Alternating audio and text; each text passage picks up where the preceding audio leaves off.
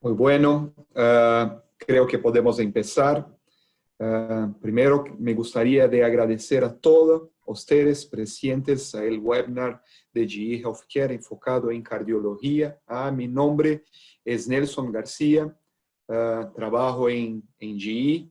La motivación que estoy acá hoy es que estuve trabajando yo muy involucrado con ultrasonidos por los últimos 5 años, ecógrafos, es una materia súper importante, era de mi trabajo.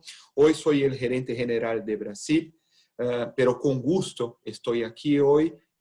Como ya hablé anteriormente, agradezco la presencia de todos ustedes acá con nosotros, para escuchar el webinar Determinación de la reserva coronaria por ecodoppler transtorácico, Volver al futuro, con la presencia acá, y ahí, acá con honor presento el doctor Hugo Rodríguez Zanella, doctor Hugo Zanella, que es cardiólogo, ecocardiografía avanzado, especializado en avances de ecocardiografía. Trabaja en el Instituto Nacional de Cardiología de México, Ignacio Chávez.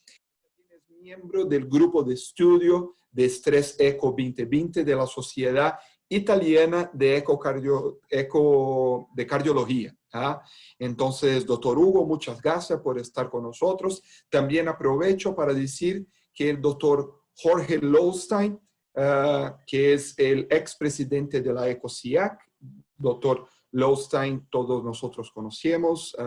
Entonces es un honor tener el doctor Lowenstein con nosotros, que va a estar más al final. También ahí moderando junto con Amauris, que es nuestra líder clínica para ultrasonidos y ecocardiología para México. Entonces, doctor Hugo, paso a usted la palabra y ahí empezamos con el webinar de GE Healthcare. Muchas gracias, doctor Hugo.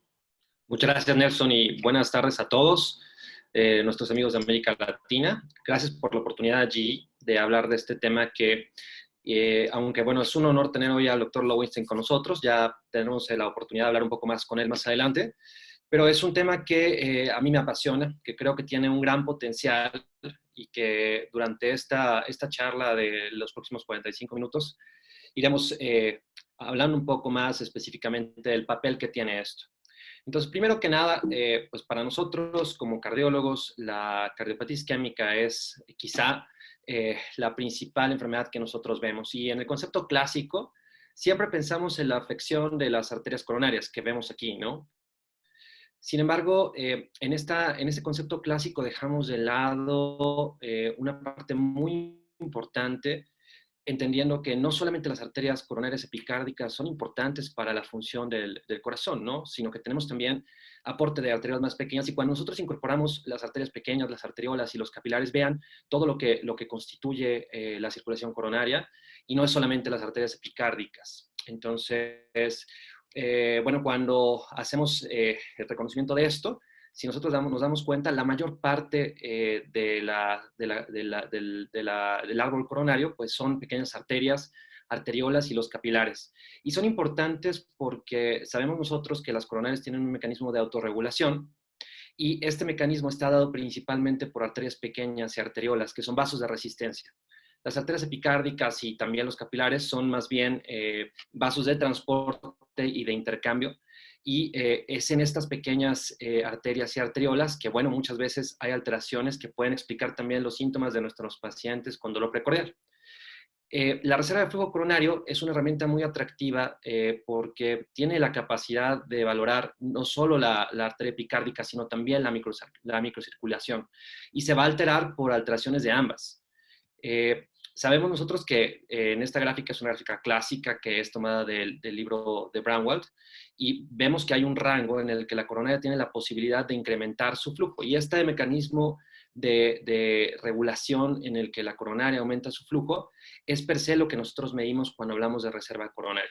Hay muchos métodos para medirla, sin embargo, de lo que hablaremos es ecodoppler, que tiene muchas ventajas. En el ecodoppler, ustedes saben que con Doppler podemos medir velocidades, Y si nosotros somos capaces de identificar las arterias coronarias y ponemos el Doppler pulsado en el sitio donde la vemos, podemos ver las velocidades en sístole y en diástole. Y saben ustedes que las coronarias se van a perfundir preferentemente en diástole y que la velocidad diastólica suele siempre es de manera normal mayor a la sistólica.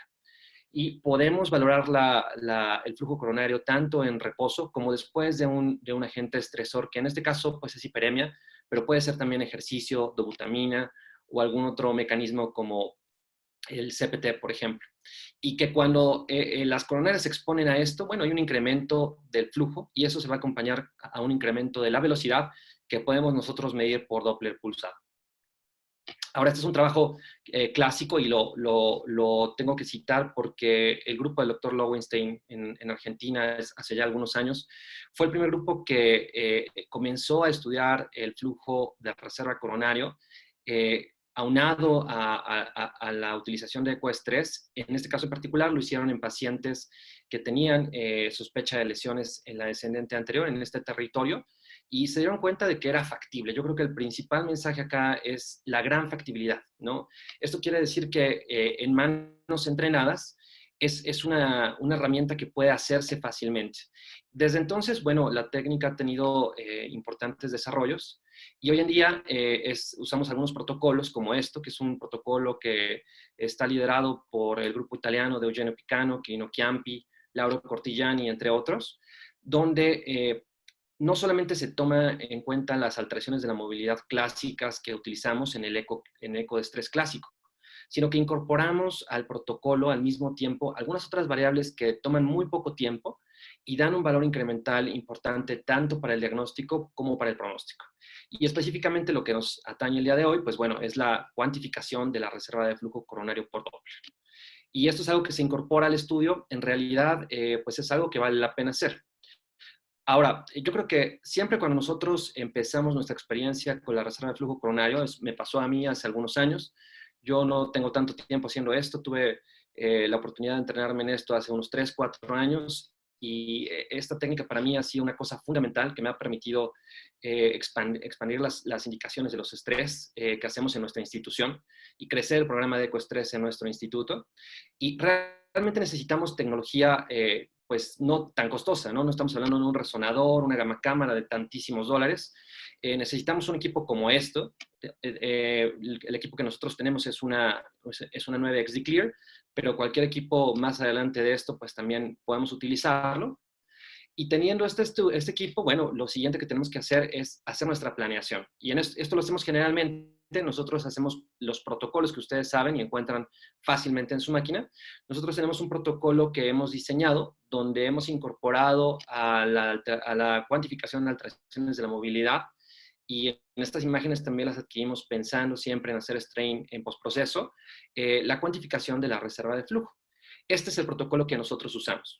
Debo decirles que lo más común que hacemos es hacer reserva de flujo coronario con agentes vasodilatadores y específicamente nosotros usamos dipyridamol, hay grupos que utilizan también adenosina, pero esto es extremadamente también factible de hacerlo con ejercicio, ¿no? Y en algunos casos también con dobutamina, aunque la fisiopatología del incremento en la dobutamina es totalmente distinta, ¿no? Pero bueno, hablando de vasodilatadores y de ejercicio, pues es sencillo hacerlo. ¿Qué es lo que hacemos? Bueno, nosotros hacemos la adquisición basal, que generalmente se hace. Siempre empezamos por el pulmón y hacemos después la cuantificación de pues las vistas convencionales que ustedes hacen para su cuantificación del ecoestrés. En algunos casos usamos contraste, por eso ven aquí la agujita. Generalmente la coronaria la solemos hacer sin contraste, pero en casos muy complicados el contraste puede ayudarnos a identificar la coronaria y mejorar el espectro de flujo. Y con dipyridamol hacemos una cuantificación continua de la descendente anterior.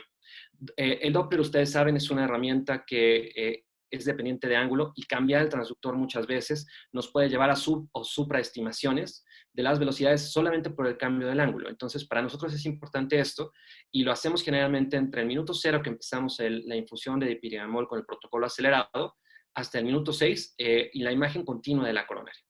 Y a partir del minuto 6 comenzamos a ver las alteraciones de la movilidad de forma continua y entre el 8 y el 10 es cuando las adquirimos, donde ya vemos el impacto de la hiperemia y el robo coronario en pacientes que sí tienen enfermedad coronaria. Como pueden ver, pues es un protocolo muy similar a lo que se hace con algunas adiciones sencillas que toman poco tiempo. Ahora, también algo que es frecuente es preguntar, ¿dónde encuentro yo la coronaria? Y aquí le hemos pedido a uno de nuestros fellows, uno de nuestros residentes, al cual yo le agradezco, que sirviera de modelo para mostrarles esto. Entonces, vean cómo normalmente nos vamos a mover hacia abajo. Esto es una vista parasternal modificada, donde nos vamos un poco hacia abajo y también angulamos un poco el transductor y hacemos una rotación horaria. Esto con la finalidad de ampliar el septum interventricular y de esta manera buscar la coronaria en su segmento medio distal. Aquí lo que nosotros vamos a cuantificar es la descendente anterior, ¿no? Es fácil de cuantificar, es la arteria que tiene más factibilidad para poder identificarla y esta es la razón por la que lo hacemos. Y bueno, después aplicamos color. Obviamente tenemos que tener un preset adecuado. Vean ustedes aquí cómo la velocidad es diferente. Son presets que hemos ido desarrollando poco a poco y donde ustedes ven fácilmente el flujo de la descendente anterior. Algo que siempre hacemos cuando vemos flujo, porque a veces es flujo que no es de la coronaria, es primero identificar en el video, en tiempo, con el color, que sea diastólico. Entonces vean aquí, por ejemplo, aquí la línea roja, pues nos indica que estamos en la diástole. Y luego con el Doppler pulsado, bueno, vemos estos espectros, que son espectros muy característicos como los que les enseñaba yo en los esquemas, diastólicos. Vean cómo es un flujo muy diferente al flujo transtricuspidio, por ejemplo, que a veces es uno de los flujos que nosotros podemos equivocadamente, si no encontramos adecuadamente la coronaria, adquirir. Entonces es importante que veamos esta parte y estemos seguros que estamos midiendo la coronaria. Una vez que hacemos esto, bueno, pues les voy a enseñar algunos ejemplos. Estos son ejemplos reales de pacientes que hemos hecho en el laboratorio. Buscamos en reposo. Vean aquí estos flujos donde vemos el flujo sistólico, el flujo diastólico, la velocidad diastólica superior. Aquí es una velocidad de 0.37. Ponemos el agente estresor, como yo les decía. Y bueno, en este caso después ponemos aquí de nuevo el color. Como les digo, en tiempo real no movemos el transductor y vemos un cambio real de la velocidad. Vean aquí cómo la velocidad ha incrementado más de 2 veces. Si nosotros dividimos la velocidad en la hiperemia, en este caso, porque es un estudio con vasodilatador, y el reposo, vamos a tener la reserva de flujo coronario, que en este caso es 2.43. Y un mensaje importante que quiero también yo decirles es que no debemos intimidarnos porque el paciente tenga una ventana difícil. El paciente que les presento aquí es un paciente que pesa 130 kilos. Entonces, aún en ventanas muy difíciles donde es difícil ver el endocardio, a veces es más fácil ver la coronaria. Entonces, hay que intentarlo. Esto requiere intentarlo y tratar de hacerlo en el mayor número de pacientes. Otro paciente, por ejemplo, como el que les pongo acá, donde, de nuevo, en reposo y en esfuerzo, vean cómo siempre cuando vemos la imagen en reposo, el flujo se ve rojito, y cuando tenemos ya la hiperemia, en algunos casos como esto, se ve un flujo con un espectro mucho más acelerado, por eso vemos el aliasing en el color. Y vemos las velocidades de nuevo, vean de nuevo los flujos, son flujos muy, muy cuantificables. Algo que hemos hecho es siempre tratar de poner amarillo en la hiperemia para nosotros identificarlo más fácilmente, pero bueno, esto es solamente algo que hacemos en nuestro laboratorio para facilitar el análisis después de esto. Y bueno, aquí en este caso vean cómo tenemos una reserva de flujo coronario anormal. Pues como ustedes pueden ver, cuantificar la reserva de flujo coronario no es una cosa tan complicada, sin duda requiere entrenamiento, requiere un número de casos entre 80 y 100 para que podamos después hacerlo de una manera reproducible y en condiciones de esfuerzo. Obviamente es más difícil hacerlo en ejercicio y en butamina, pero con la práctica lo puede lograr hacer. Y bueno, estos son los cortes que utilizamos. Generalmente buscamos reservas de flujo coronario arriba de 2. Obviamente atletas, otro tipo de población, bueno, tendrán flujos coronarios de 3 o 5. Pero encontrar una reserva de flujo coronario abajo de 2 tiene un valor importante y ahora vamos a ver el por qué es que es importante esta disminución. Ahora, bueno, en el paradigma clásico, cuando nosotros tenemos un paciente que es referido por dolor torácico o sospecha de cardiopatía isquémica, pues bueno, nosotros hacemos un estudio donde vamos a ver con cualquier agente que cause reto al corazón, llámese dipiriamol, adenosina, butamina, etcétera, si hay alteraciones de la movilidad. Y esto lo hacemos porque encontrar alteraciones de la movilidad tiene un valor pronóstico muy importante y esto es algo que se estableció hace muchos años.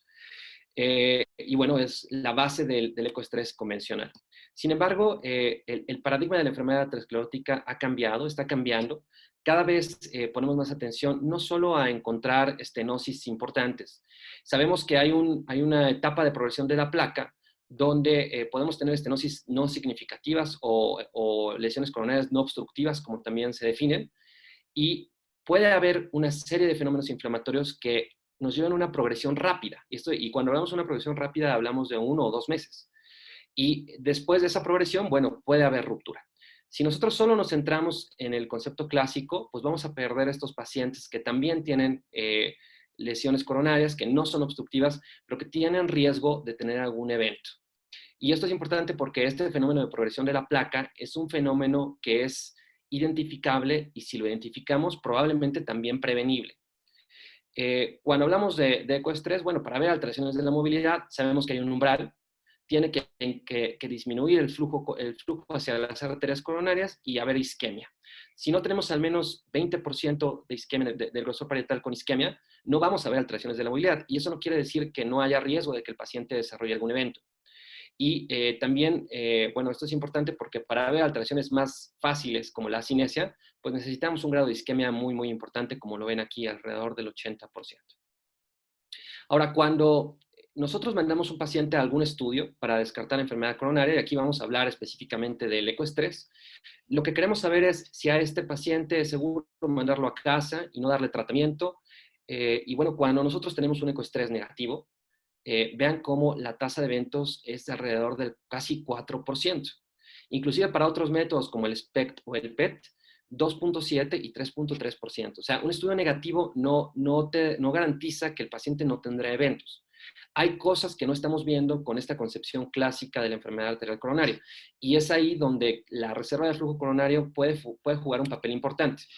Si nosotros vemos datos, estos son datos a través del tiempo de cómo han ido disminuyendo la tasa de positividad de ecoestrés durante el tiempo. Vean cómo, por ejemplo, en la década de los 90, pues bueno, 20 a 30% de los estudios eran positivos. El perfil del paciente que hoy en día nosotros vemos en los laboratorios son pacientes de menor riesgo, que tienen tratamiento antiisquémico, donde podemos ver falsos negativos por alteraciones de la movilidad.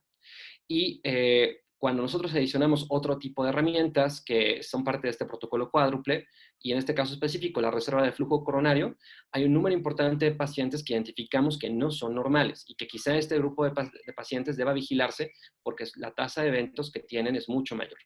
Esta es información linda del grupo de Italia, en colaboración de una colega mía del instituto, que es la doctora Pamela Ramírez. Y bueno, cuando hablamos de reserva de coronario, también en enfermedad obstructiva de las coronarias, se puede identificar cambios en el flujo coronario. Vean cómo al incrementar la estenosis va disminuyendo también la reserva de flujo coronario. Aunque, como decíamos, recordar siempre que reserva de flujo también va a evaluar la microcirculación.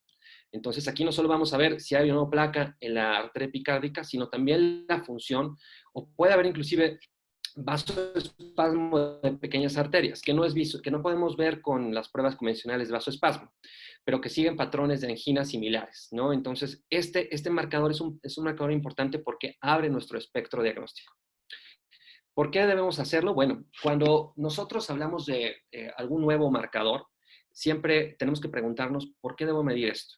Y la verdad es que para la reserva de flujo coronario hay muchas razones por las cuales vale la pena hacerlo.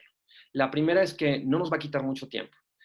Adquirirlo toma menos de 3 minutos y se hace durante el tiempo habitual que nosotros hacemos el protocolo de estrés.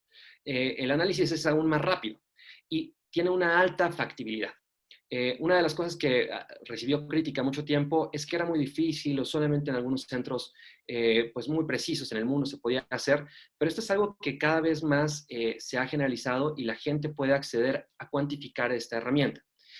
Y bueno, también otra razón importante es porque la reserva de flujo coronario conlleva un pronóstico importante. Y aquí brevemente solo quiero hacer reconocimiento a estas dos personas, a quienes yo tengo mucho aprecio personal, el doctor Eugenio Picano y Lauro Cortillani, que son quienes me introdujeron en esto de la enfermedad de la microcirculación y la cuantificación de la reserva de flujo coronario. Y ellos hace ya algunos años establecieron que valía la pena cuantificarlo, porque si vemos los pacientes, aquí por ejemplo ven ustedes en líneas sólidas, con rojo, pacientes con ecoestrés positivo, positivo y reserva baja. En línea sólida en azul, pacientes con ecoestrés positivo, pero reserva normal. Y vean cómo tenemos un diagnóstico totalmente distinto. Entonces, adicionar la reserva de flujo nos ayuda a identificar estos pacientes que tienen más riesgo. Y si yo tengo una reserva de flujo coronario y respectivo de la presencia o no de alteraciones de la movilidad, tengo más riesgo de eventos cardiovasculares mayores. Y son estos pacientes más vulnerables en quienes quizá tendremos que centrarnos para establecer estrategias de tratamiento de prevención más exigentes. Y la utilidad de esto no solo es para el paciente con sospecha de cardiopatía isquémica, también se ha demostrado su utilidad en pacientes ya revascularizados, pacientes muy complejos, como son los pacientes que han sido sometidos a cirugía de revascularización coronaria, que tienen síntomas. Bueno, estratificarlos con la reserva de flujo coronario de la descendente anterior también conlleva un pronóstico muy similar. Y vean cómo los datos son muy parecidos a lo que ya habíamos presentado. Y estos pacientes que tienen reserva negativa, que ustedes lo ven aquí en rojo, y en el rojo punteado, se separan de su contraparte que no tienen, que tienen reserva baja, perdón, se separan de la contraparte que tienen una reserva de flujo coronario preservada o arriba de 2. En pacientes que tienen ecoestrés negativo, que son diabéticos, el diabético sabemos que es un paciente vascular de alto riesgo. Cuantificar la reserva es importante porque también tiene un valor pronóstico importante. Aquí, en rojo y en azul, ven aquellos pacientes que tienen una reserva de flujo coronario baja. Todos estos son pacientes diabéticos que no tienen alteraciones de la movilidad y por lo tanto debemos saber que si un paciente tiene una reserva de flujo coronario abajo de 2, debe de considerarse de riesgo intermedio y como decíamos, probablemente establecer acciones de tratamiento de prevención mucho más exigentes. Y es algo que se ha también establecido en otros métodos de imagen. Por ejemplo, este es un estudio muy interesante porque combina el SPECT con reserva de flujo coronario medido por ecodoppler. Y la información está presentada de una manera distinta porque aquí vemos supervivencia, pero vean cómo es muy similar a lo que yo les presentaba en unas diapositivas previas y cómo el paciente que tiene una reserva de flujo coronario anormal, que son estos verdes y estos moraditos, son pacientes que tienen mucho más riesgo de eventos, ¿no? Y respectivamente si la gamografía por perfusión es positiva o negativa. Un escenario también en el que nos solemos enfrentar es aquel paciente que se infarta, tiene un infarto inferior, por ejemplo, y tengo una lesión intermedia en el territorio de la descendente anterior. Entonces, este es un estudio también bastante valioso, donde se vieron pacientes con infartos en otros territorios y con lesiones intermedias en la descendente anterior. Si la reserva de flujo coronario en estos pacientes, estos son estudios hechos con ecodoppler y con dipiridamol, está arriba de 2, es seguro diferir la intervención a este territorio. Entonces, es una herramienta que también es útil para estratificar e identificar esos pacientes de menor riesgo. En otros centros se hace la cuantificación de muchos territorios, ¿no? Vemos el flujo de la descendente anterior, la circunfleja, la coronaria derecha. Algo interesante es que los flujos en todas, la reserva de flujo coronario cuantificada en los 3 territorios es muy similar y tienen correlación. Y lo que sí es cierto es que conforme la enfermedad aterosclerótica progresa y vemos pacientes que no tienen lesiones, tienen un vaso, 2 o 3 vasos enfermos, la reserva de flujo coronario va a ser menor. De tal manera que la reserva de flujo coronario en la descendente anterior es suficiente para poder identificar pacientes de más riesgo, no solamente hablando de lesiones obstructivas. Y esto es importante porque obviamente hacer la cuantificación de las 3 es mucho más complicado y técnicamente es más demandante. Es mucho más factible solamente centrarnos en la descendente anterior. ¿Y por qué es importante? Bueno, hace ya algunos años el doctor Fuster establecía que aquel paciente que tiene enfermedad no obstructiva extensa tiene tanto o más riesgo que el paciente que tiene enfermedad obstructiva limitada. Entonces, identificar estos pacientes con reserva de flujo coronario bajo, de alguna manera nos ayuda a ver este grupo de pacientes con lesiones no obstructivas, pero que son de mucho más riesgo y que también podrían beneficiarse de una intervención más temprana. Ahora, este estudio de reserva de flujo coronario ha ido progresando.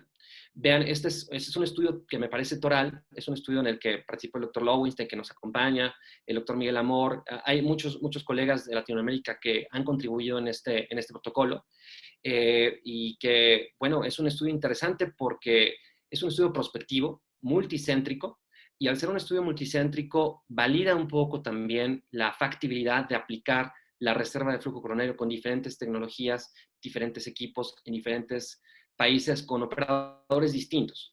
En este estudio, un prerequisito es hacer un entrenamiento previo. Entonces, la lectura y la realización del estudio sí que está homogeneizada en ese sentido.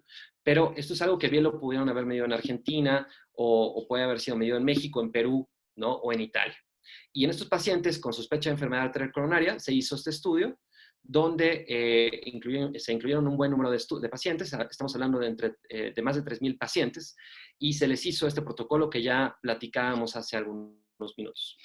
Algo importante es que este es un estudio que se ha hecho como un subestudio del estudio de estrés ECO 2020 y que es un análisis ad interim o un análisis provisional en el que tenemos pronóstico de alrededor de un poco más de la mitad de los pacientes que han sido ya captados y que tienen un seguimiento de alrededor de 16 meses. Y es un estudio valioso porque de manera prospectiva valida la medición de la reserva de flujo coronario y de nuevo en estas imágenes vemos cómo los pacientes que tienen una reserva abajo de 2 difieren en su pronóstico del paciente que tenga más de 2, a pesar de que el estudio sea positivo, ¿no? Que tenga alteraciones de la movilidad. Entonces es un estudio muy valioso en ese sentido.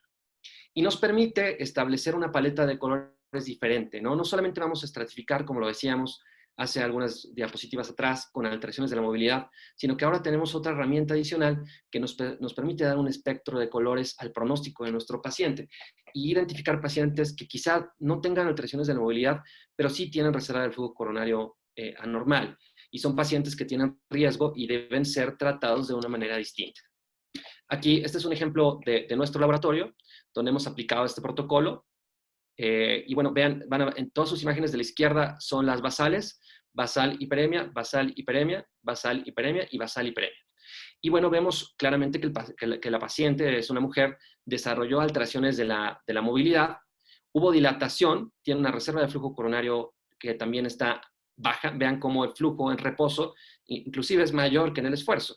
Entonces hay un fenómeno de robo coronario muy importante. Y aunado a todo esto, la paciente también generó una serie de líneas B que hablan de congestión pulmonar dinámica y un incremento muy importante en las presiones de llenado del corazón. Y también alteraciones en la reserva cronotrópica, que es un quinto paso que recientemente hemos agregado al protocolo y que verán una publicación de esto muy, muy pronto. Y en esta paciente, bueno, pues vemos claramente que era una paciente muy positiva y vean cómo aquí tiene una obstrucción en el tronco, tiene una enfermedad del tronco crítica, es una paciente de altísimo riesgo, y adicionar todo este tipo de cosas nos permite no solo decir la paciente tuvo angina y tuvo alteraciones de la movilidad, sino tiene muchos marcadores que la hacen de gran riesgo y obviamente necesita una intervención urgente y tratamiento de prevención secundaria también muy, muy importante. Y bueno, algo que también quisiera compartirles es que la reserva de flujo coronario recientemente hemos comenzado a expandir las fronteras. Hay un grupo de pacientes adicional, que es este grupo de pacientes muy controversial que ustedes han platicado y hablarán un poco de falla cardíaca en alguno de los otros webinars que verán durante esta serie de webinars de cardiología. Pero los pacientes con falla cardíaca con fracción de expulsión preservada también tienen alteraciones en el flujo coronario. Y tiene una prevalencia extremadamente alta. Estos son datos del estudio PROMISE, es un estudio muy bien llevado, donde se cuantificó la reserva de flujo por ecodoppler y vean cómo 75% de los pacientes tienen alteraciones de la reserva de flujo a pesar de no tener lesiones coronarias obstructivas. Y esto hace pensar también que quizá uno de los componentes importantes de esta patología sea la disfunción de la microcirculación. Y aunado a esto, bueno, hay otras enfermedades donde también se altera, la miocardiopatía hipertrófica, amiloidosis, estenosis aórtica. Hay muchas entidades donde también tiene un valor pronóstico adicional la reserva de flujo coronario. Como conclusiones, me gustaría enfatizar que medir la reserva de flujo coronario es factible. Tiene una alta factibilidad, como lo vieron ustedes, arriba del 80%, que sin duda requiere entrenamiento. Y ahí estos centros que tienen experiencia, como los centros de Argentina, nosotros en México, y en otros lados de Latinoamérica habrá también gente especialista en esto. Si nos acercamos a estos centros, es una técnica que puede generalizarse y que tiene muchas aplicaciones clínicas. Y una de las cosas más interesantes es su valor pronóstico agregado, más allá de las alteraciones de la movilidad. Se puede incorporar a protocolos de estrés con múltiples parámetros, como ustedes lo han visto, y tiene el potencial de evaluar la microcirculación. La reserva de flujo coronario es una herramienta que no es nueva y de ahí el título de esta charla que probablemente fue elegida por el doctor Lowenstein y que está basada en un comentario editorial que hace el doctor Fuster de este proyecto que les presentaba yo hace algunas diapositivas. Y a pesar de no ser nueva, ahora ha ganado mucho terreno porque tiene un valor muy interesante. Es muy económico también cuantificarla por ecodoppler. Hay otras técnicas que pueden cuantificarlo, pero son técnicas mucho más complicadas y con exposición a radiación y con costos mucho más elevados. Muchas gracias. Muchas gracias, doctor Hugo, por su excelente ponencia. Y pues vamos a dar entonces inicio a las preguntas por orden de llegada. ¿Cuál es la fórmula para obtener la reserva de flujo coronario? Y muy bien, aquí esta es una cosa importante, es el concepto fundamental con el que nosotros cuantificamos. En realidad hay dos formas de hacerlo. La forma que por convención utilizamos es medir la velocidad diastólica máxima y dividir la velocidad diastólica máxima de hiperemia o en ejercicio o con dobutamina entre el reposo. Y esa relación siempre debe ser arriba de 2. La otra forma de hacerlo es hacer un trazo del flujo y hacerlo con la medición de los ITBs, pero en ocasiones hay flujos que no se ven tan lindos como yo les he mostrado. Entonces, yo personalmente creo que la cuantificación de las velocidades es la mejor opción que pueden utilizar. Muchas gracias, doctor. La siguiente pregunta es, en su laboratorio, ¿en qué porcentaje utiliza dipiridamol versus dobutamina para realizar ecoestrés? ¿O solo utilizan el dipiridamol cuando miden reserva de flujo coronario? Sí, mira, esto es algo que ha cambiado. Mi laboratorio hace 4 o 5 años prácticamente no hacíamos dipiridamol. Con estas técnicas, pues bueno, hemos adicionado la reserva de flujo y estamos haciendo como un 70% dipiridamol, un 20% ejercicio y lo que menos utilizamos es la dobutamina. Pero en todos los pacientes que utilizamos ejercicio o dobutamina, también tratamos siempre de cuantificar la reserva de flujo coronario. Excelente. ¿La reserva de flujo coronario puede considerarse como variable diagnóstica en los MINOCA adicionando un mejor diagnóstico? Sí, yo creo que este que plantean es un escenario muy importante. Los MINOCA hay que tener cuidado porque hay que excluir primero otras causas, ¿no? Yo creo que aquí la resonancia magnética tiene un papel muy importante, pero si estamos seguros que el paciente no tiene miocarditis o no hizo una miocardiopatía por Takotsubo y pensamos en una enfermedad de la microcirculación, sí vale la pena cuantificar la reserva de flujo coronario y puede dar un valor pronóstico adicional, ¿no? Quizá donde tiene mayor utilidad es más bien en los INOCA, en los pacientes que tienen isquemia y arterias coronarias normales, que no son infrecuentes. En la consulta es frecuente ver un paciente o una paciente, y es más frecuente las mujeres que van con dolor torácico y que hacemos un scan de tomografía, por ejemplo, y tiene algunas lesiones no obstructivas, pero la paciente tiene un patrón clásico de angina y en una perfusión se ve isquemia, y esto puede deberse a disfunción de la microcirculación. Entonces aquí es donde yo creo que pudiera tener un valor más importante en cuanto al diagnóstico. Excelente, gracias, doctor. ¿Se puede medir la reserva de flujo coronario en pacientes con miocardiopatía por estrés o Takotsubo? Sí, de hecho hay un trabajo que lo ha intentado hacer y en la fase aguda hay disminución de la reserva de flujo. La verdad es que puede medirse prácticamente en cualquier paciente. Hay veces que no se puede hacer, las limitaciones técnicas del ultrasonido persisten aquí. Si un paciente tiene una ventana transtorácica muy mala, puede ser que no lo identifiquemos.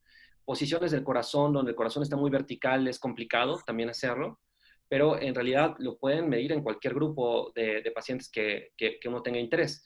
Quizá aquí más bien la pregunta es si vale o no la pena medirlo. Y en Takotsubo, una parte importante de la fisiopatología tiene que ver con la disfunción microvascular. Entonces, en concreto, yo creo que sí vale la pena hacerlo. No sé aquí qué experiencia tenga el doctor Lowenstein o si quiera compartirnos alguna cosa también. Gracias. Sí, se puede hacer. Yo no trabajo ya en la unidad coronaria, así que no tengo experiencia personal, pero sí de lectura.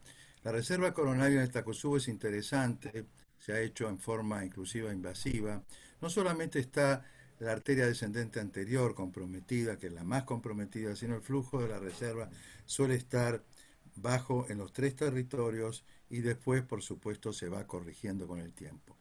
Pero algo que no habló el doctor, porque el doctor muy bien habló de reserva coronaria, no era el tema, es y eso lo pueden ir haciendo todos, ir practicando, es la evaluación de las arterias coronarias en condiciones de reposo. Y entonces le podría preguntar al doctor, si quieren después agrego yo, al doctor Sanela, si hacen un recorrido de la arteria, en este caso descendente anterior, que es donde él tiene más experiencia, ven el tronco, ven el flujo a nivel de la salida de los grandes vasos, toman la velocidad y después siguen la arteria y la pueden, por supuesto no se puede ver como una coronariografía, pero se puede ver a nivel del tercio medial y también al tercio distal. O sea, si estudian los flujos basales antes de hacer la reserva coronaria y si sacan una conclusión con el análisis del flujo en reposo. La pregunta que yo le hago al doctor, si tiene experiencia en ese campo.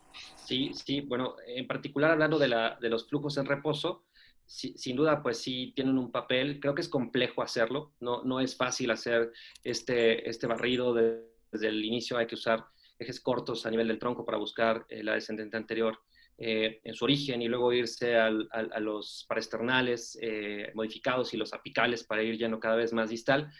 Y sin duda hay pacientes que nos llama la atención porque hay incrementos de repente, ¿no? De velocidad. Entonces, eso podría teóricamente hablar de una estenosis si tenemos un paciente que en algún punto incrementa la velocidad súbitamente o vemos un poco de aliasing.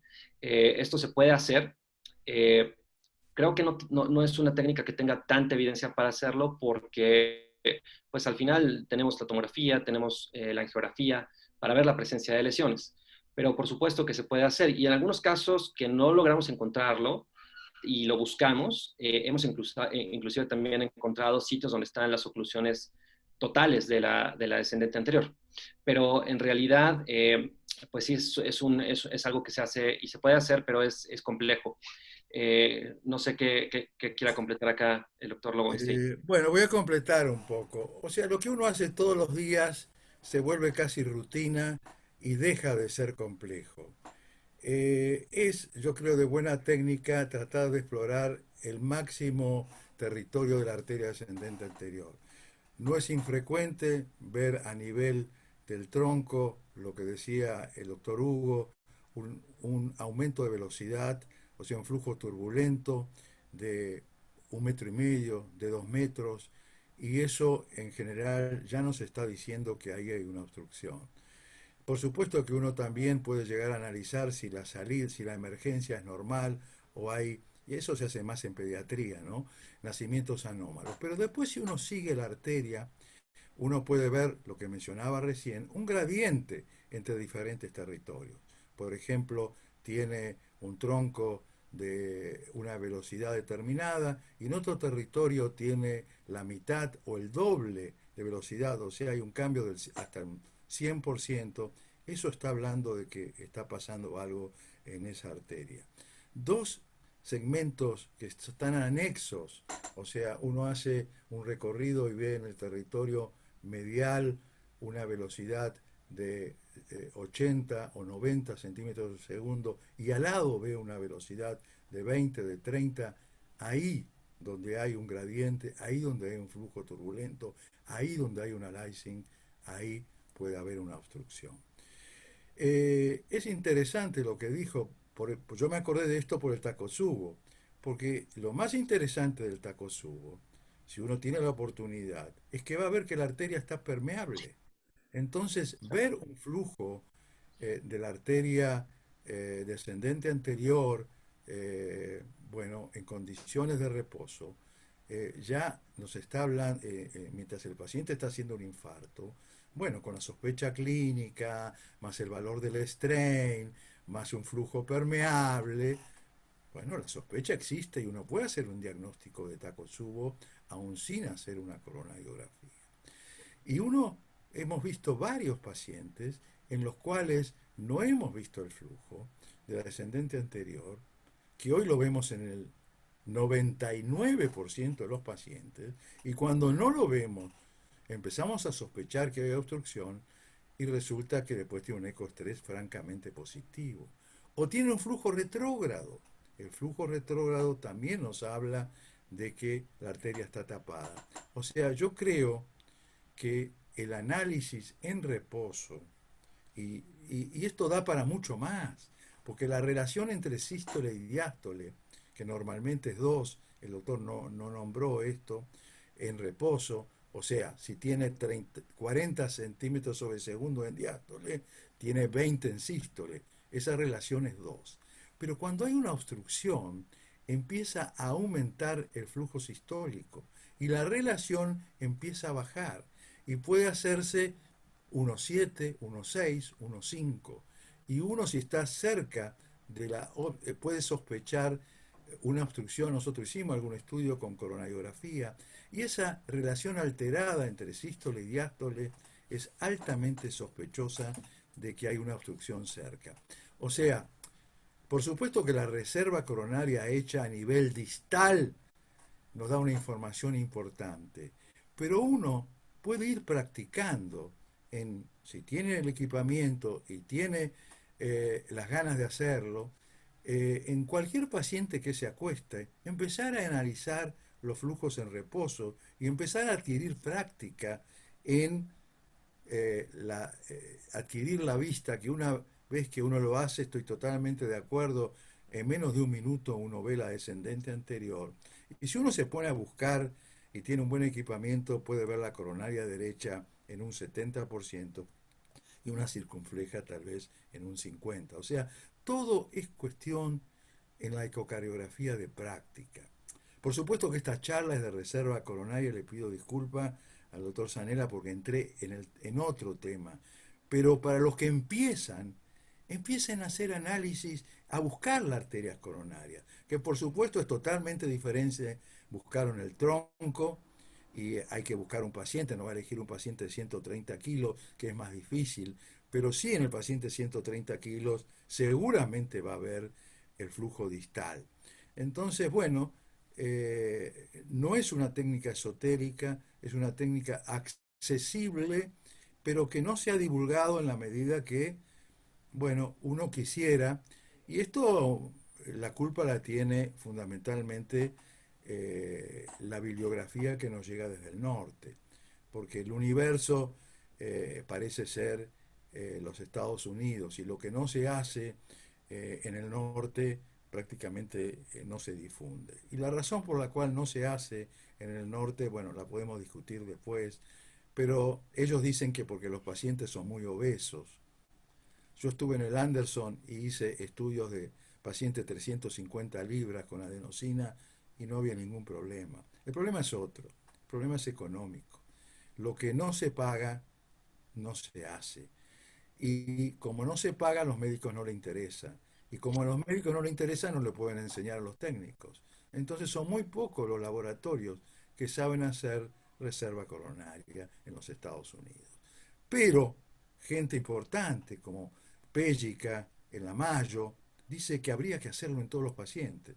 Ella nunca lo hizo, pero bueno, en su editorial, que se la puedo leer, dice que habría que hacerlo. Y Fuster, precisamente como dijo Hugo, dice que que realmente es volver al futuro, porque ya hace 22, 20 años que está esta técnica y recién se está dando valor en la actualidad. Así que en la medida que esto en Latinoamérica se expanda más, me alegra mucho que en México se esté haciendo, que en Brasil se está haciendo y que en algunos lugares de Argentina se está haciendo, por supuesto que se hace en Japón y en Italia y en Francia, pero en la medida que esto llegue a todos los laboratorios va a tener divulgación. Si lo hacemos unos pocos, realmente esto no va a avanzar. Disculpen que me prolongué, pero como tenemos tiempo, disculpe, Mauri. No, no se preocupe, doctor. Muchas gracias por su contribución. Seguimos entonces con las preguntas. Dice una, si existe anomalía coronaria, ¿la reserva del flujo coronario nos permite determinar robo coronario? Si existe, ¿me repites, Boris, perdón? Si existe anomalía coronaria, ¿la reserva de flujo coronario nos permite determinar robo coronario? Aquí yo creo que se refieren con anomalía coronaria, no estoy seguro si se refieren a algo congénito o a obstrucción, pero si hay obstrucción, la reserva de flujo coronario disminuye también en parte por este robo coronario. y esto generalmente ocurre cuando utilizamos vasodilatadores. Entonces, respondiendo a esa pregunta, sí. Ok, muchas gracias. Si bien la reserva de flujo coronario es pronóstico, ¿puedo diferenciar por el resultado del estudio enfermedad coronaria macro de microvascular? Mira, la verdad es que, o sea, sí, yo creo que el eco tiene el potencial de hacerlo. Sin duda, hablar de enfermedad de la microvasculatura requiere descartar enfermedad arterial coronaria obstructiva. En eco lo que podemos decir es que no va a haber una obstrucción significativa porque no vemos alteraciones de la movilidad. Pero para ser justos y hablar de enfermedad de la microvasculatura, requerimos algún estudio adicional que descarte la presencia de enfermedad coronaria, ya sea una geografía con medición de FFR o una tomografía de coronarias, y es ahí donde podemos de la microvasculatura. Hay un consenso de enfermedad microvascular que se publicó hace un par de años y que divide la angina en estos pacientes en pacientes que tienen lesiones obstructivas y reserva baja, lesiones no obstructivas y reserva baja, y pacientes sin lesiones, porque el paciente que tiene aterosclerosis, aunque la lesión no sea una lesión significativa, la aterosclerosis es una enfermedad per se inflamatoria de la arteria. Entonces, esa es la causa de que esté disminuida. Y es el otro grupo donde no hay enfermedad coronaria obstructiva, donde no hay lesiones, mejor dicho, donde quizá podemos hablar de esto, ¿no? Y hablar específicamente de enfermedad microvascular. Si Muchas puedo gracias. aclarar, me deja... Sí, adelante, doctor. eh, en realidad, una reserva coronaria baja no nos dice así en general, no nos dice cuál es la etiología. No es específica de enfermedad obstructiva epicárdica, porque en muchas situaciones, como lo dijo el doctor, enfermedades valvulares, enfermedades hipertróficas, enfermedades inflamatorias, en muchas situaciones puede estar baja con coronarias normales. El mensaje es que una reserva coronaria normal, mayor de 2 o más, nosotros usamos el número mágico de 2, nos descarta que haya una lesión obstructiva epicárdica de significación en el territorio que se está explorando. Si tenemos 2,5, 3, no importa si el paciente tiene 70, 80, 90% de obstrucción, ese paciente no está isquémico y como muy bien dijo Hugo, ese paciente se puede diferir en cuanto a no hacerle ningún tipo de intervencionismo, al contrario, hacer intervencionismo es mala praxis y esos pacientes andan bien. Hicimos un trabajo en el 2010 sobre lesiones intermedias y hemos comprobado que la mitad de las lesiones intermedias, del 50 y 70%, tiene reserva coronaria normal y la otra mitad anormal, y solamente hay que intervenir los que tienen reserva coronaria baja, que son el único predictor de mala evolución aún medicados. Pero ahora quiero aclararle algo. Entonces, ¿cómo diferenciamos? En nuestra práctica, nosotros vimos que los hipertensos, los hipertróficos, los pacientes de microcirculación tienen reserva coronaria menos de 2, pero tienen 1,9, 1,8, 1,7, no van a tener 0,8. 0,8 es un gran robo por gran circulación colateral y todo paciente que tiene una reserva coronaria de menos de 1,5, uno debe sospechar fuertemente que tiene una lesión obstructiva epicárdica. O sea, el valor de la reserva coronaria nos puede ir indicando, por supuesto, que ninguno toma la reserva coronaria no es un valor aislado y nadie toma una conducta por un número. Es un paciente y en el contexto del paciente uno toma conducta. Nunca en función de una reserva coronaria aislada. Siempre qué paciente estamos viendo, cómo está la contractilidad y cómo están todo el ABCD del que habló el doctor Hugo. Pero a lo mejor contesta la pregunta de cómo diferenciar un paciente de microcirculación, trastorno de microcirculación si un paciente tiene 1.8, 1.7, no lo puede diferenciar de ninguna manera desde el punto de vista del dato frío de la reserva coronaria. Pero, bueno, a lo mejor les aclaró alguna idea lo que acabo de decir en cuanto al valor de la reserva coronaria, si es tiene mucho más valor el que tenga una buena reserva coronaria que nos aclara que todo está bien, a que tenga una reserva coronaria baja, que hay que empezar a estudiar cuál es la causa. Siempre el pronóstico no es bueno.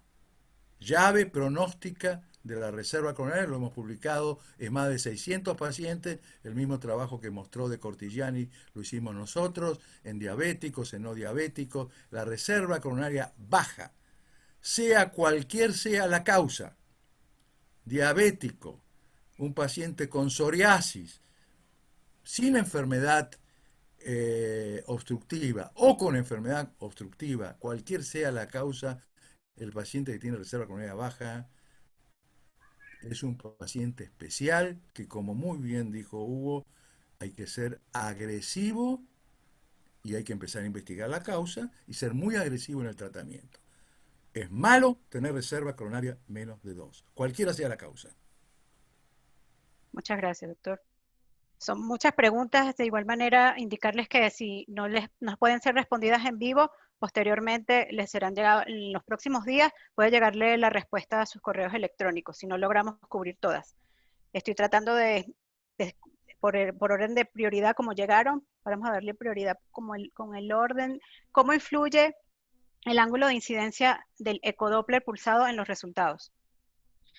Sí, sí, sin duda, bueno, esta es una de las cosas que les comentaba, es quizá uno de los puntos débiles de la técnica. Entonces hay que tratar siempre de cuantificar el ángulo, de cuantificar el flujo en el mismo ángulo, porque sabemos que puede haber una variabilidad muy alta si no lo hacemos así. Entonces, sin duda alguna, el ángulo es una de las cosas fundamentales que hay que cuidar cuando cuantificamos esto. Ok. ¿Qué quiere decir el doctor? Yo le voy a traducir al inglés o al latín. Lo que quiere decir el doctor que hay que trabajar con un ángulo de menos de 20 grados, pero no hay que medirlo. No es como la reserva coronaria es un índice, el numerador y el denominador va a tener el mismo ángulo en reposo que en el esfuerzo, eso se anula. Entonces, en la práctica no medimos no corregimos el ángulo como se hace una carótida.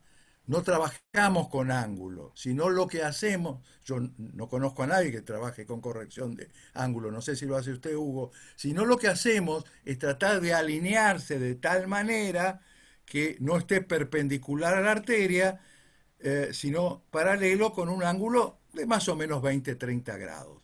Ese ángulo no se va a modificar en el reposo ni en el esfuerzo, con la cual no va a incidir en el índice, en la reserva coronaria. No es necesario en la práctica medir el ángulo. Yo no conozco a nadie que lo mida, o que lo corrija.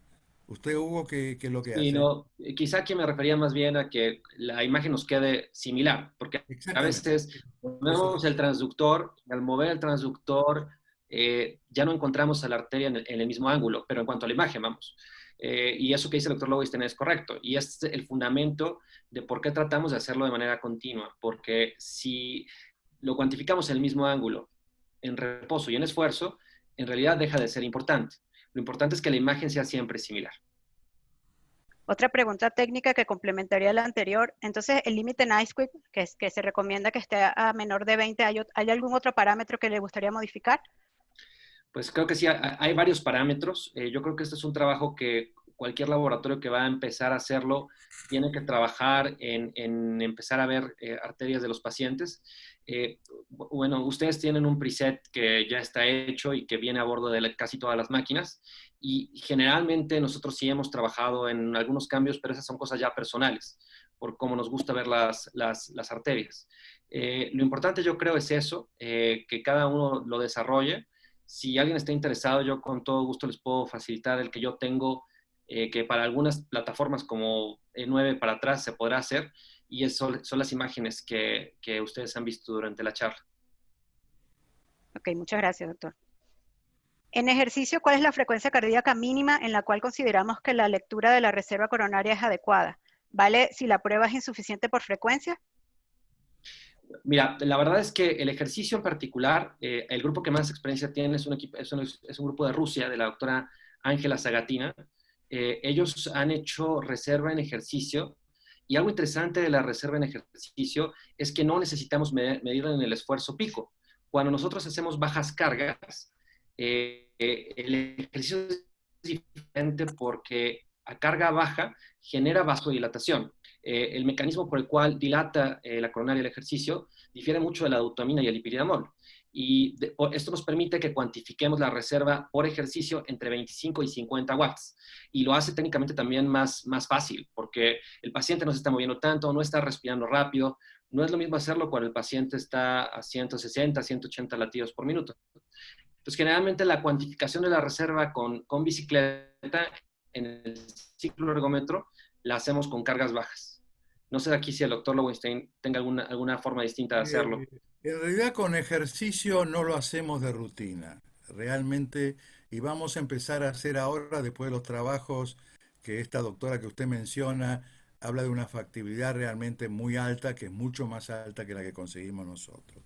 Con ejercicio nosotros lo hacemos a, podemos conseguirlo en el 50% porque buscamos en realidad el pico y no preconizamos que lo pidan. Si alguien quiere saber la reserva coronaria, nosotros decimos pídalo con dobutamina, pídelo con adenosina, pídalo con dipridamol. Sí tengo mucha experiencia en dobutamina y hemos hecho un trabajo que está en toda la bibliografía de todo el mundo, viendo 5, 10, 15, perdón, 10, 20, 30, 40, 50 atropina en cada una de las etapas cuando consideramos entonces suficiente. El mecanismo por el cual actúa la dobutamina, y yo creo que el ejercicio también, no es un mecanismo como el de la dipridamol o adenosina directo. Nosotros aplicamos directamente el vasodilatador. Lo hace a través de un modo indirecto. El modo indirecto es, aumenta la frecuencia cardíaca, aumenta el inotropismo, fundamentalmente dependiente de la frecuencia cardíaca, y eso libera adenosina endógena. O sea, el mecanismo que tiene para no entrar en isquemia del corazón no es aumentar la extracción de oxígeno, es aumentar el flujo. ¿Cómo aumenta el flujo? Lo que explicó el doctor Zanella, a través de abrir los vasos de resistencia. ¿Quiénes abren los vasos de resistencia? La adenosina endógena. Entonces es un mecanismo indirecto. Entonces va a depender para mí de la frecuencia cardíaca. Ahí voy a disentir, pero no porque tenga experiencia. Yo no creo que a frecuencia cardíaca baja podamos tener con el ejercicio una reserva coronaria adecuada. Puede ser que en algún paciente sí, pero siempre nos vamos a quedar la duda que si da baja, si no llegamos a la frecuencia. Con dobutamina lo hemos estudiado. Debe aumentar con la dobutamina 50 latidos o llegar al 75% de la frecuencia máxima estimada para considerar que el estudio es suficiente. ¿Qué quiere decir? Que si con dobutamina nosotros no alcanzamos a aumentar 50 latidos o llegar a la frecuencia 75% de la máxima, y el valor todavía no supera los dos, puede ser un estudio insuficiente. A veces lo supera, muy pocas veces, pero nosotros hacemos, y aquí no podemos quedarnos en la arteria como con el dipridamol, es un poco más desafiante, pero nuestra factibilidad con dobutamina es, como se pide mucho más dobutamina que dipridamol en la práctica diaria, lo hacemos mucho más seguido, tenemos experiencia, a 140, 150, 160, no nos cuesta demasiado ver la arteria descendente anterior, a veces no la vemos, pero sabemos dónde está. Y si buscamos el surco interventricular anterior, y ahí lo hicimos en reposo, ahí mismo ponemos la muestra, y entonces lo hacemos ya cuando la frecuencia cardíaca a 40 gamas o a 50 gamas superó el 75% de la máxima estimada. Y esto es una experiencia que está en el Cardiovascular Ultrasound publicada y que la usan todos como bibliografía. Y es un trabajo muy minucioso que ha hecho el doctor Ezequiel Forte, que trabajaba con nosotros en nuestra institución. Ahora, a dosis baja, con ejercicio, voy a ver, porque me llama la atención, porque el efecto de liberación de adenosina va a depender de la frecuencia cardíaca, y si no hay frecuencia cardíaca, no se va a liberar adenosina. Entonces yo no he hecho ese mismo trabajo con ejercicio, pero no sé, la doctora, esta doctora, creo que es Ángela. polaca, rusa, ¿a qué frecuencia obtiene la reserva coronaria con ejercicio? Que es un desafío, ¿eh? Le Sí. digo que es un desafío. Nosotros lo pudimos hacer en el 50%. Entonces yo no promuevo algo que puedo en la mitad de los pacientes hacer y en la mitad no, porque me van a pedir reserva coronaria con ejercicio, y yo a la mitad de los pacientes le voy a tener que decir, mire, no lo pude hacer. Y eso realmente frustra y realmente desprestigia al laboratorio. Si me piden con dobutamina o me piden con dipidamol, yo estoy seguro que en el 95% yo le voy a poder dar la información de la reserva coronaria. Pero vamos, estamos en ese camino de hacerlo con ejercicio después de haber leído este multicéntrico de doctor Picano, ¿no? O de haber participado. Y bueno, complementando un poco, o sea, estoy parcialmente de acuerdo con lo que dice el doctor Lowenstein. Esta experiencia del ejercicio de la doctora Ángela Sagatina se hace así, con cargas bajas, 25 a 50 watts. Y es porque el endotelio tiene no solo importa la adenosina, ¿no? Tiene un factor también relacionado con la liberación de óxido nítrico por otros mecanismos que son endotelio independientes. Y cuando la frecuencia, que lo que hemos visto técnicamente es que es muy fácil hacerlo porque encontramos la descendente anterior, el paciente empieza a pedalear 25 watts, 50 watts, no nos movemos y lo podemos identificar arriba del 80%, que es muy similar a lo que ella pone en su trabajo, que es 88%. Lo que es cierto es que el corte es diferente, porque para ejercicio el corte es 1,8. Y quizá aquí es donde lo que usted dice es cierto, ¿no? No alcanzamos a ver esa vasodilatación máxima, pero sí vemos una vasodilatación que depende del ejercicio y que depende directamente del endotelio, y es más factible cuantificarlo a estas cargas. Y este trabajo es el trabajo que nosotros utilizamos como base para hacerlo así. Y me parece que este grupo de pacientes que ella también reclutó es un grupo de pacientes que está ahorita siendo seguido para validarlo desde el punto de vista pronóstico, porque el trabajo es un trabajo descriptivo, pero si esto se corrobora con valor pronóstico, pues bueno, se vuelve un método mucho más robusto. Y también lo hemos hecho en los pacientes que, por ejemplo, en la miocardiopatía hipertrófica, donde particularmente nos interesa la reserva con el ejercicio, son pacientes que hacemos ejercicio para ver gradientes. Si hacen gradientes intraventriculares, le adicionamos este paso con cargas bajas. Es difícil porque en el estudio de esfuerzo a veces queremos medir, por ejemplo, reserva diastólica, y pues ahí no podemos estar con la coronaria, ¿no? Tenemos que movernos al pulsado, en el flujo transmitral, por ejemplo, ¿no? Medir velocidades tisulares. Pero para algunos pacientes me parece que es una estrategia factible hacerlo en el ejercicio. Sí, sería muy interesante porque esto expandería la indicación, Claro. pero yo creo que esa es la escuela, diría, como diría Picano, es la universidad. Yo les recomiendo a todos empezar por el kindergarten o empezar por la escuela primaria. Sí. El dipidamol es muy, muy, muy sencillo. La adenosina también no es difícil, pero bueno, hay que ya tener más experiencia por la vida media es muy corta y uno no puede hacer estudios simultáneos de contractilidad, pero el dipidamol es la droga. Y alguien preguntó en qué dosis. Bueno, nosotros aplicamos 0,21 por minuto durante 4 minutos, hacemos 0,84 dosis máxima, hacemos hace 30 años que estamos haciendo la misma dosis sin efectos colaterales, ¿no es cierto? O sea, 0,84 miligramos kilo peso es la dosis que usamos con dipidamol. Creo que había una pregunta ahí en el chat que vi. Sí. Y la doutamina con la dosis clásica. Adenosina, bueno, la usamos a veces en bolo. Es un trabajo también que hemos hecho en 0,14 por kilo. E inyectamos una ampolla sola, o sea, 6 a veces 6 miligramos, una sola ampolla en bolo, y realmente produce tanta vasodilatación. Si uno tiene mucha experiencia y está sobre la arteria ascendente anterior, obtiene los mismos resultados que con el dipiridamol, sin análisis de contractilidad, por supuesto.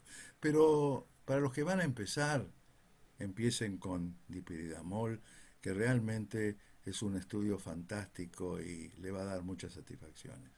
Muchas gracias. Nos quedan bastantes preguntas, pero vamos a tratar de resumir un poco. ¿El uso de contraste para estudios de perfusión miocárdica le agrega valor al estudio de reserva coronaria orientado al estudio de microcirculación? Pues bueno, mira, Mauricio, en realidad el contraste lo utilizamos más para la opacificación de la cavidad ventricular. Eh, lo que hemos visto es que cuando hay un paciente con una ventana sumamente difícil, sí puede incrementar la factibilidad de cuantificar el flujo de la descendente anterior, pero no per se que el contraste influye en esto, ¿no? Solamente como facilitar la cuantificación. Gracias. ¿Cuál es la experiencia en cardiopatías congénitas del adulto y aquellos que requieren reimplante de coronarias, por ejemplo, la cirugía de Rosso o el switch arterial?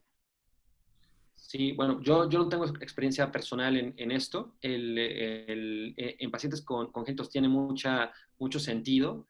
Quizá también inclusive los pacientes con YATEN, pero hasta donde yo tengo conocimiento no he visto ningún estudio al respecto de esto por ecodoppler, pero sin duda sería algo interesante, ¿no? No sé si el doctor Lowenstein aquí haya trabajado con pacientes con cardiopatías congénitas.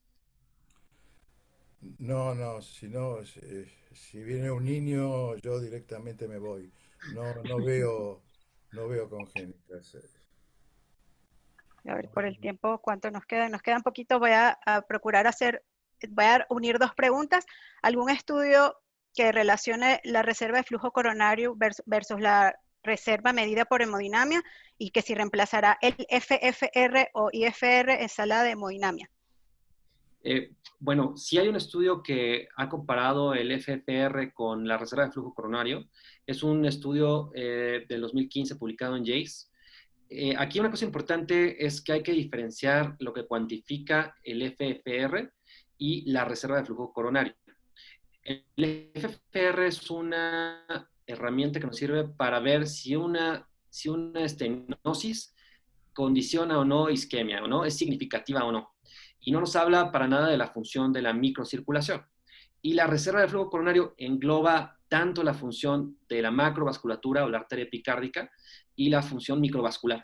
Entonces, no son herramientas que compitan, son herramientas complementarias. La reserva de flujo coronario sin duda se puede medir en la sala de hemodinámica. Hay dos métodos, por termodilución y por Doppler. Cada uno tiene sus pros y sus contras. Es complejo la medición de la reserva de flujo coronario en la sala de hemodinámica. Y aquí la ventaja que tenemos es que somos un método no invasivo, pero no son completamente intercambiables lo que ellos miden con lo que nosotros medimos, pero sí que tienen una correlación muy cercana. ¿Para qué nos serviría el FFR y la CFR y el CFR en conjunto? Bueno, si tenemos un paciente que tiene FFR normal, llámese arriba de 0.8, y tiene reserva de flujo coronario o CFR abajo de 2, este paciente tiene enfermedad microvascular. No tiene obstrucciones coronarias y sí tiene alteraciones en el flujo que pueden estar dados por la microvasculatura. Entonces son herramientas complementarias, diría yo. Muchas gracias. Totalmente, sí, totalmente de acuerdo, no hay mucho que agregar. Hay estudios de Maimoun, de un francés que hizo esto, y hay estudios en hemodinámica. Quiero contestar la primera parte de la pregunta, que si esto fue si la reserva coronaria fue confirmada en forma invasiva y por ecodoppler transtorácico en forma simultánea.